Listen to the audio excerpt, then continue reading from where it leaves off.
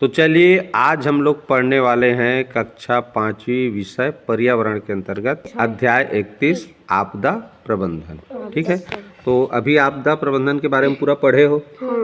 अब चलो आपदा प्रबंधन से संबंधित हम लोग 50 MCQ यानी कि 50 सही विकल्प पर आधारित प्रश्नों को हल करना सीखेंगे।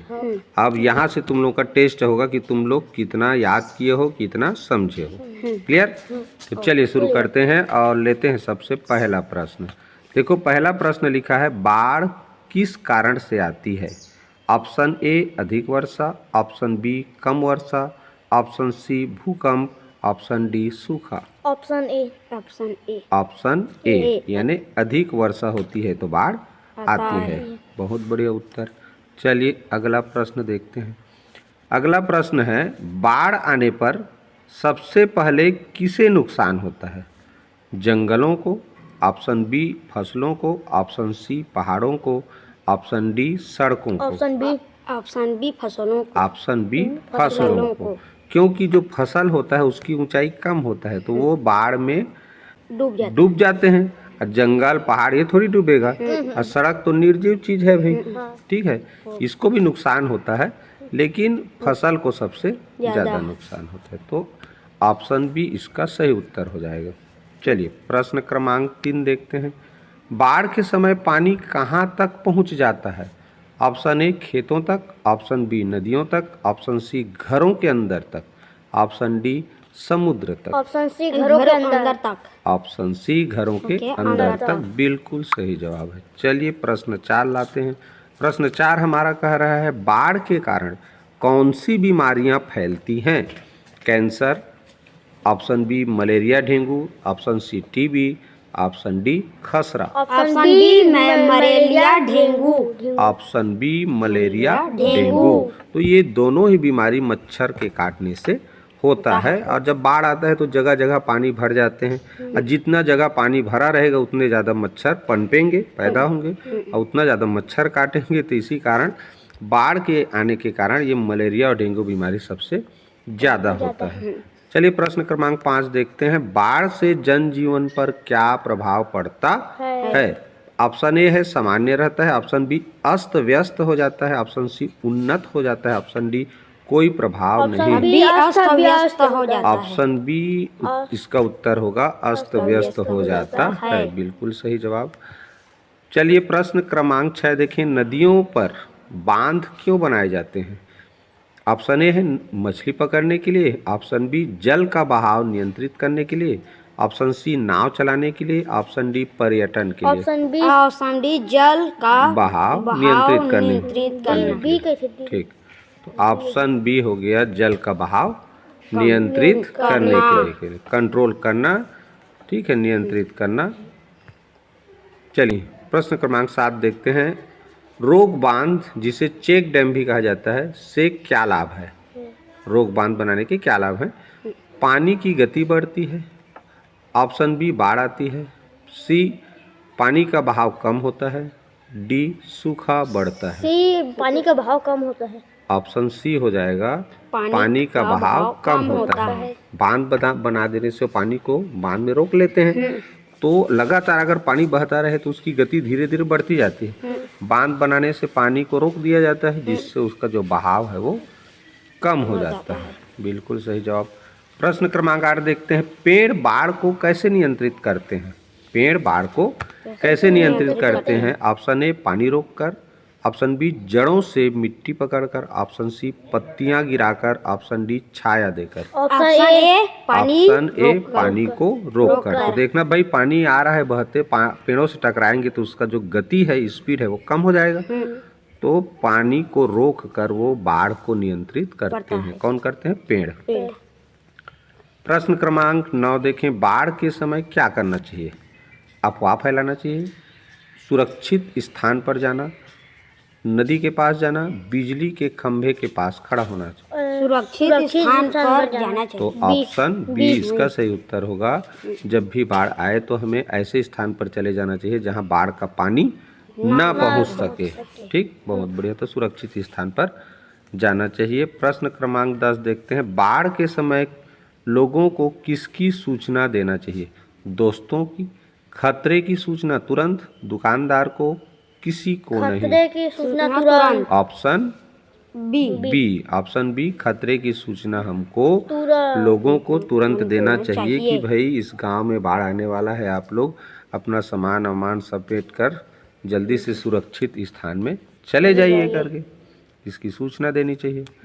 प्रश्न क्रमांक 11 देखते हैं, लंबे समय तक वर्षा न होने से क्या होता है? लंबे समय तक, बहुत लंबे समय तक वर्षा ना हो तो क्या होगा? बाढ़, भूकंप, सूखा, चक्रवात। ऑप्शन सी सूखा। ऑप्शन सी सूखा। भाई पानी नहीं गिरेगा, बारिश नहीं होगा तो सूखा पड़ जाएगा।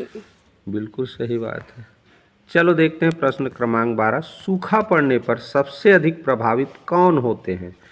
व्यापारी, किसान, शिक्षक, डॉक्टर। ऑप्शन बी किसान।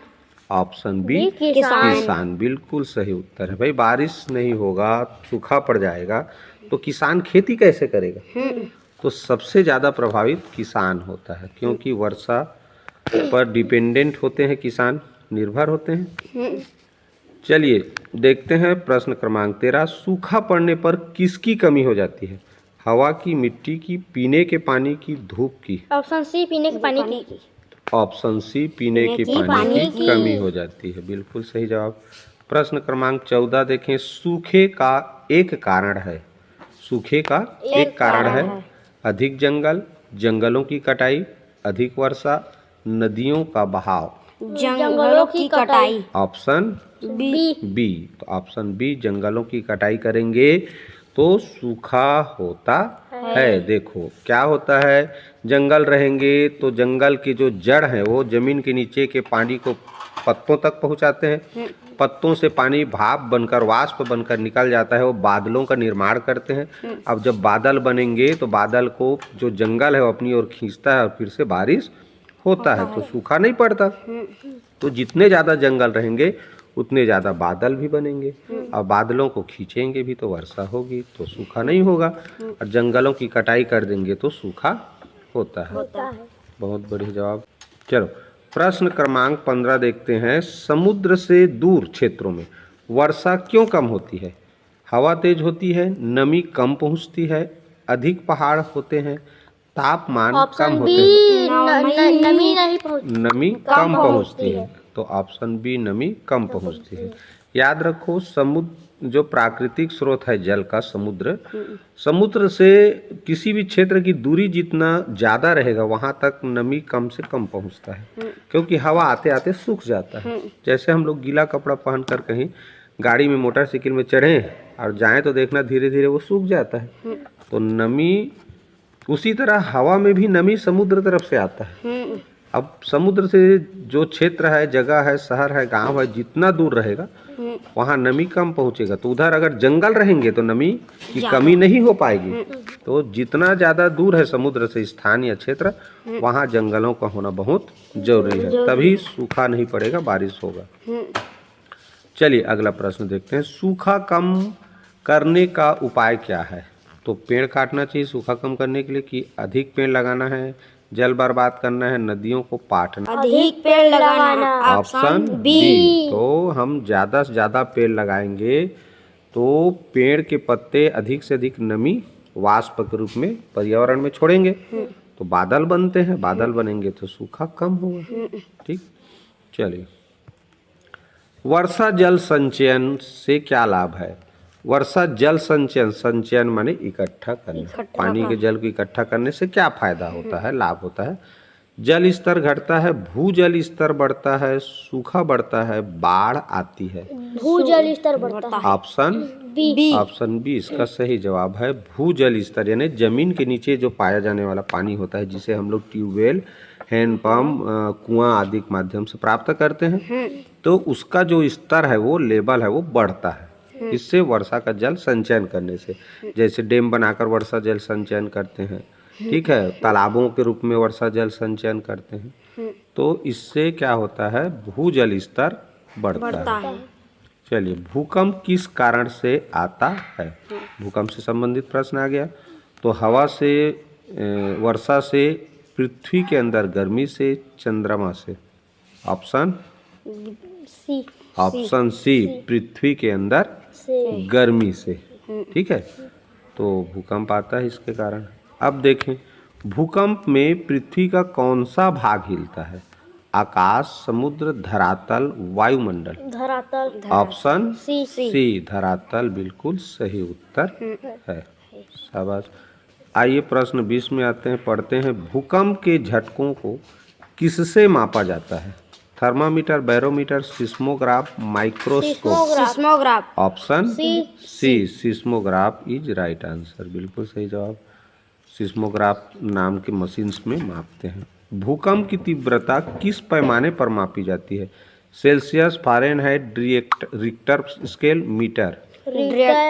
ऑप्शन सी, रिक्टर स्केल से मापी जाती है। सेल्सियस, फ़ारेनहाइट से तापमान मापते हैं, मीटर से दूरी को मापा जाता है। ठीक है, तो दूरी मापने की इकाई मीटर है, सेल्सियस फ़ारेनहाइट तापमान मापने की इकाई है, रिक्टर स्केल भूकंप की तीव्रता मापने की इकाई होती है। चलिए जानते हैं अगला। भूकंप के समय क्या करना चाहिए? खिड़की से कूदना चाहिए, मेज या टेबल के नीचे बैठना, लिफ्ट का प्रयोग करना, या बिजली के खंभे के पास जाना। Option B. ऑप्शन बी, मेज या टेबल के नीचे बैठ जाना चाहिए, तो इससे हम सुरक्षित बच सकते हैं। भूकंप में मकान क्यों गिरते हैं? वर्षा से, कंपन के कारण, हवा से, बाढ़ से। कंपन के कारण। कंपन, कांपता है, भूकंप आता है तो धरती कांपता है। भूकंप से ऑप्शन बी सही उत्तर होगा, कंपन के कारण। जब अगला प्रश्न देखें, भूकंप प्रभावित क्षेत्रों में घर किसके बनाए जाते हैं? लोहे के, लकड़ी के, कांच के, मिट्टी के। ऑप्शन बी, लकड़ी के। ऑप्शन बी, लकड़ी के, क्योंकि लकड़ी का जो घर होता है वो लचीला होता है। ठीक है, इधर उधर ऐसे टेढ़ा मेढ़ा होके फिर सीधा हो जाएगा। लेकिन ये जो कांच का होता है, मिट्टी का, भाई लोहे का थोड़ी घर बनाएंगे जी। और कांच का तो घर ही नहीं बनाते। कांच भले खिड़की में लगाते हैं, मिट्टी के घर बनाते हैं, मिट्टी जल्दी टूट जाता है। तो भूकंप प्रभावित क्षेत्रों में किसके घर बनाए जाते हैं? लकड़ी के, वो ज़्यादा सुरक्षित रहता है। तार टूटता है। हाँ, भूकंप के दौरान बिजली के तार टूटने से क्या हो सकता है कह रहा है? पानी भरना, आग लगना, सूखा, बाढ़। आग लगना। ऑप्शन बी, आग लगना। भाई तार जब टूटते हैं तो उससे चिंगारी निकलता है आग के रूप में, जिससे घर में जो जलने वाली चीज है, जैसे कपड़ा वपड़ा है, लकड़ी है, वो आग पकड़ लेता है और जिससे आग लग जाता है। तो चलिए अगला प्रश्न देखें, 26 नंबर का प्रश्न। प्राकृतिक आपदाएं कैसी होती हैं? नियोजित, अचानक, नियंत्रित, मानव निर्मित। अचानक। तो पुस्तक में पढ़े हैं हम लोग कि जो ऑप्शन बी। प्राकृतिक आपदाएं होती हैं, जैसे बाढ़ हो गया, भूकंप हो गया, ठीक है, ये अचानक आती हैं। नियोजित यानी पहले से निश्चित नहीं रहता वो। तो प्रश्न 27 देखें, प्राकृतिक आपदा पर किसका नियंत्रण नहीं होता? किसका नियंत्रण नहीं होता? सरकार का, मनुष्य का, समाज का, प्रशासन का। मनुष्य का। ऑप्शन बी, मनुष्य का नियंत्रण नहीं होता। मनुष्य के बस की बात नहीं है। भाई मनुष्य के बस का होता अगर प्राकृतिक आपदा, तो भूकंप आने नहीं देता, बाढ़ नहीं आने देता, ज्वालामुखी फटने नहीं देता, तूफान नहीं आने देता, तो उसके बस की बात नहीं है। हाँ, बस उससे बचने का उपाय वो कर सकता है, कंट्रोल कर सकता है थोड़ा, लेकिन उसके बस की बात नहीं, मनुष्य के बस की बात नहीं है। चले देखें प्रश्न 28, बाढ़, सूखा, भूकंप को क्या कहा जाता है? सामाजिक समस्या, प्राकृतिक आपदा, आर्थिक समस्या, राजनीतिक समस्या। ऑप्शन बी, प्राकृतिक आपदा। प्राकृतिक आपदा कहा जाता है किसको? बाढ़, सूखा, भूकंप को। क्लियर? प्रश्न क्रमांक 29 देखें, आपदा के समय अफवाहों को क्या करना चाहिए? फैलाना चाहिए, रोकना चाहिए, सुनना चाहिए, बढ़ाना चाहिए। रोकना चाहिए। ऑप्शन बी, रोकना चाहिए। अफवाह मतलब होता है गलत जानकारी। ठीक, तो गलत जानकारी को कभी भी रोकना ही चाहिए, फैलाना नहीं चाहिए। अच्छी जानकारी को फैलाओ भाई, अच्छी जानकारी सबके लिए फायदेमंद होता है। ठीक, चलिए प्रश्न क्रमांक 30 देखते हैं, आपदा के समय किसकी सलाह माननी चाहिए? दोस्तों की, सोशल मीडिया की, पुलिस, डॉक्टर, सेना की, डी, दुकानदार की। ऑप्शन सी, पुलिस, डॉक्टर, सेना। हाँ, क्योंकि आपदा जब आता है तो पुलिस, डॉक्टर, सेना यही लोग हमारी मदद करते हैं, तो उनकी सलाह मानना चाहिए। अगला प्रश्न देखते हैं, रेड क्रॉस सोसाइटी क्या है? सरकारी संस्था है, निजी कंपनी है, स्वयं सेवी संस्था है, विद्यालय। स्वयं सेवी ऑप्शन सी स्वयं सेवी संस्था है, बिल्कुल सही जवाब। ये हमने पुस्तक में पढ़ा है अभी। चलो ये देखते हैं WHO का पूरा नाम क्या है, ऑप्शन बताना। A World Health Office, B World Human Organisation, C World Health Organisation, option D World Health Organisation. कौन सा? Option C World Health Organisation, विश्व स्वास्थ्य संगठन बोलते हैं उसको, ठीक है। चलो बहुत बढ़िया। प्रश्न क्रमांक 33 देखते हैं। WHO किस क्षेत्र में सहायता करता है? शिक्षा, स्वास्थ्य, व्यापार, पर्यटन। स्वास्थ्य। Option B. Option B. तो जो WHO है, विश्व स्वास्थ्य संगठन, उसके नाम में ही स्वास्थ्य है, तो स्वास्थ्य के क्षेत्र में वो काम करता है। सूचना विभाग कौन कौन से माध्यमों से सूचना देता है? रेडियो, टीवी, समाचार पत्र, केवल मोबाइल, केवल इंटरनेट, केवल अखबार। ऑप्शन ए रेडियो, टीवी, समाचार पत्र। इसके माध्यम से हमको सूचना यानी जानकारी प्राप्त होता है ना। तो केवल इससे कह रहे तो ये तो गलत हो जाएगा ना भाई। हमको रेडियो से भी समाचार मिलता है, टीवी से भी समाचार मिलता है, समाचार अखबार पेपर से भी मिलता है। चलिए 35 नंबर का प्रश्न देखें। सेना आपदा के समय क्या करती है? कानून बनाती है, भोजन व बचाव कार्य करती है, पढ़ाती है या व्यापार करती है? भोजन व ऑप्शन बी भोजन व बचाव कार्य करती है, ठीक है। जब भी कोई आपदा आ गया तो हमको सुरक्षित स्थानों में पहुंचाती है और वहां भोजन का प्रबंध करती है, ठीक है। दवाई भी जरूरत पड़े दवाई भी देती है, इलाज भी कराती है। तो इस तरह से सेना का काम है। पुलिस की मुख्य भूमिका क्या होती है? इलाज करना, कानून व्यवस्था बनाए रखना, भोजन पकाना, पढ़ाना। कानून व्यवस्था बनाए रखना। हाँ, पुलिस का काम है कानून व्यवस्था बनाए रखना। भगदड़ मत हो, सब बढ़िया आराम से रहें, डरे मत, इसका इंतजाम करता है। डॉक्टरों का कार्य क्या है? सूचना देना, उपचार करना, कानून बनाना, सुरक्षित करना। ऑप्शन बी उपचार करना। उपचार माने इलाज। उपचार यानी इलाज करना। तो डॉक्टर लोग इलाज करते हैं, बीमार पड़ते हैं। चलिए प्रश्न क्रमांक 38 देखें। आपदा में फंसे लोगों को कहाँ ले जाया जाता है? नदी किनारे, सुरक्षित स्थानों पर, जंगल में, पहाड़ पर। ऑप्शन बी सुरक्षित स्थानों। सुरक्षित स्थानों पर। तो आपदा में फंसे लोगों को सुरक्षित स्थानों पर ले जाया जाता है। 39 नंबर का प्रश्न देखें। बाढ़ के समय पीने के पानी का क्या होता है? बढ़ जाता है, दूषित हो जाता है, साफ रहता है, समाप्त नहीं होता। तो क्या हो जाता है पीने का पानी? Option B. तो पीने का पानी क्या हो जाता है? दूषित हो जाता है। दूषित हो जाना माने खराब हो जाना, ठीक। जब बाढ़ आता है देखना सब पानी मैला हो जाता है। नदी में अभी जाओ एकदम साफ पानी बहता हुआ दिखेगा। ठंड के दिन में, बरसात में जाते हैं तो पूरा मैला पानी बहते रहता है। तो कोई भी चीज गंदा हो जाता है उसको बोलते हैं दूषित हो गया। खाना खराब हो गया तो खाना दूषित हो गया। हवा खराब हो गया, सांस लेने लायक नहीं है तो हवा दूषित हो गया। पानी खराब हो गया तो पानी दूषित हो गया। तो किसी चीज का खराब हो जाना क्या कहलाता है? दूषित होना। तो जब बाढ़ आता है तो पीने का पानी क्या हो जाता है? दूषित हो जाता है। चलो अगला प्रश्न देखें। प्रश्न क्रमांक 40। सूखे क्षेत्र में क्या कमी हो जाती है? सूखे क्षेत्र में किसकी कमी हो जाती है वो बताना है। अनाज व सब्जियों की, घरों की, सड़कों की, पेड़ों की। क्या हो जाएगा? ऑप्शन ए अनाज व सब्जियों की। भाई सूखा हो जाएगा तो खेती ही नहीं कर पाएंगे, और खेती करेंगे तभी तो धान, गेहूं, अनाज जो है वो मिलेगा, सब्जी मिलेगा, फल मिलेगा। तो इन सभी चीजों की कमी हो जाती है जब सूखा पड़ता है। तो अगला प्रश्न देखें। बाढ़ के पानी के साथ क्या आता है? रेत आता है, उपजाऊ मिट्टी, पत्थर, कचरा। उपजाऊ मिट्टी। हाँ, क्या आता है? उपजाऊ मिट्टी आता है। वो ऑप्शन बी बिल्कुल सही है। देखना बड़े बड़े नदी, महानदी के बीच में बाढ़ के साथ साथ उपजाऊ मिट्टी आके बह के जम जाया रहता है। तो लोग उसमें गर्मी के दिनों में ककड़ी, तरबूज, खरबूजा की खेती करते हैं उसी उपजाऊ मिट्टी में। तो बाढ़ के पानी के साथ साथ उपजाऊ मिट्टी भी बहकर आता है। बाढ़ का एक लाभ क्या है बताना है। बाढ़ से क्या फायदा होता है? तो बीमारी फैलती है, खेत उपजाऊ बनते हैं, मकान गिरते हैं, जान माल की हानि होती है। खेत उपजाऊ होता है। ऑप्शन बी खेत उपजाऊ बन जाते हैं, क्योंकि बाढ़ के साथ उपजाऊ मिट्टी भी आता है जो खेतों में जमा हो जाता है, जिससे जो मिट्टी है उपजाऊ हो जाता है, तो अच्छी फसल होती है भाई।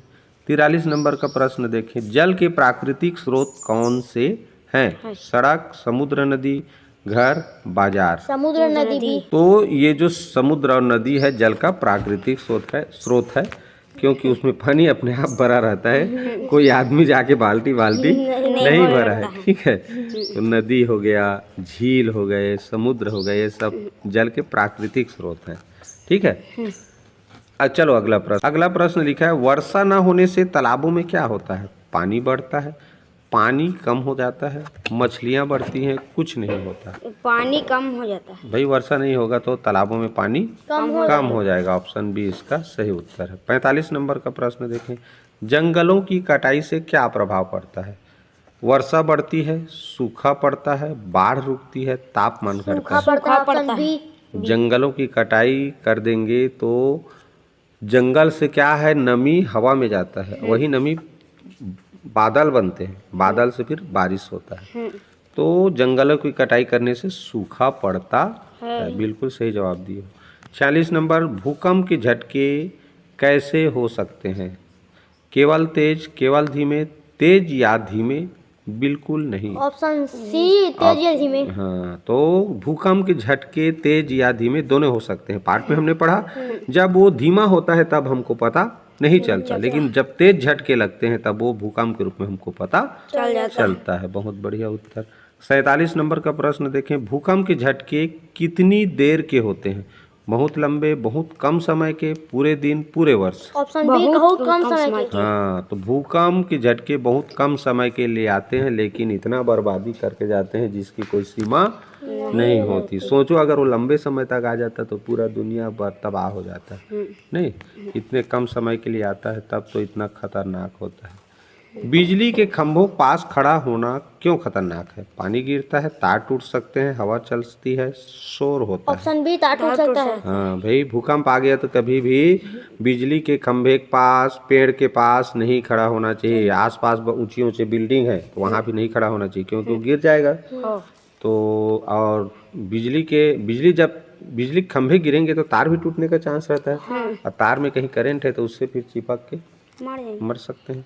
इसीलिए बिजली के खंभों के पास खड़ा नहीं होना चाहिए। चलो भाई, 49 नंबर का प्रश्न, आपदा प्रबंधन का मुख्य उद्देश्य क्या है? नुकसान बढ़ाना, लोगों की मदद करना, डर फैलाना, संपत्ति नष्ट करना। मदद करना। आपदा प्रबंधन का मुख्य कारण है लोगों की मदद करना। ठीक, बहुत बढ़िया। आज के इस वीडियो का अंतिम प्रश्न लेते हैं, आपदा के समय सबसे जरूरी क्या है? घबराना, अनुशासन और सही सूचना, भागना, अफवाह सुनना।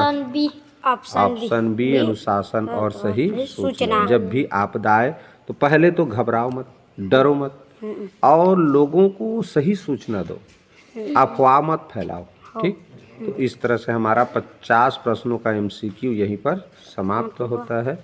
आप लोगों ने पूरा सही उत्तर दिया, इसके लिए बहुत बहुत बधाई। और जो हमारा वीडियो देख रहे हैं, ठीक है, ये जो वीडियो देख रहे हैं दर्शक, उनके लिए कुछ बोल दो कि आप लोगों को क्या करना है। वीडियो को सबसे पहले तो लाइक करना है, चैनल को सब्सक्राइब करना है, और अपने दोस्तों को शेयर करना है। तो नेक्स्ट वीडियो में हम तीनों फिर एक नया जानकारी लेकर आएंगे। तब तक के लिए आप लोग हम चैनल में बने रहिए और वीडियो को देखते रहिए। सभी को गुड बाय, टाटा, फिर मिलेंगे।